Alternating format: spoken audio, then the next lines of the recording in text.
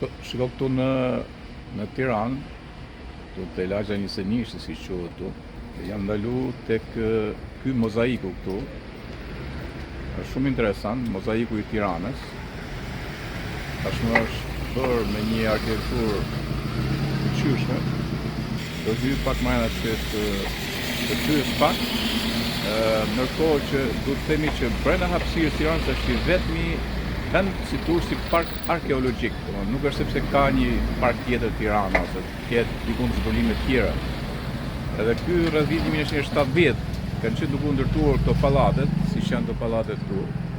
Ja po ti shohësh edhe këtej, edhe nga ana tjetër këtej.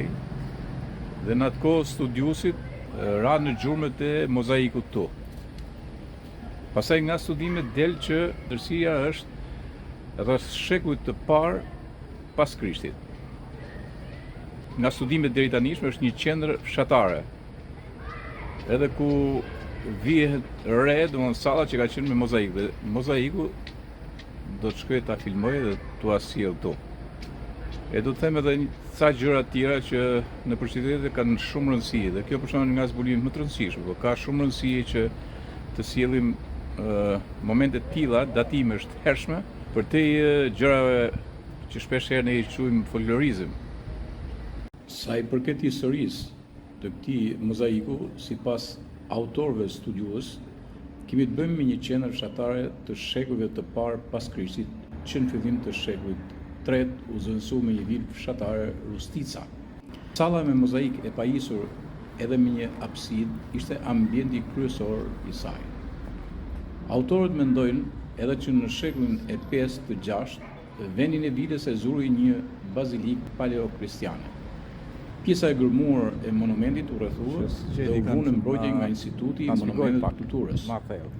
Gjatë viteve 2003-2004, punimet e sistemimit të rrugëve dhe instalimeve të ndryshme të bllokut Partizani zbuluan pranë rrethimit të monumentit pjesë të tjera të kompleksit. Më kryesorët këtu ishin vaskat e fermentimit të mushtit të rrushit, por dhe pjesë të tjera muresh në 2 pika të ndryshme.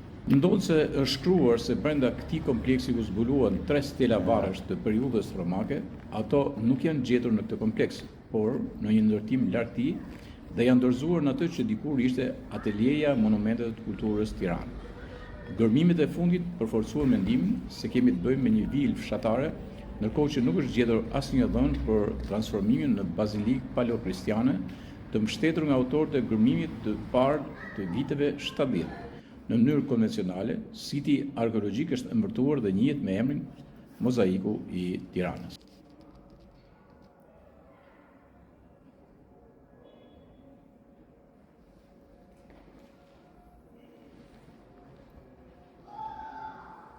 Sa rëndësi ka rujtja e çdo artefakti ndërtimor, edhe kjo me xham pëlqen shumë, ekspozimi kështu me xham. Jam ndalë dhe për një qëllim, po do ta lidh pasaj me mirëditën, me një gjë të veçantë, edhe ky është një projekt interesant që mund të aplikojë në mirëditë. Restaurantorët sa mirë që punojnë duke sjellë detaje.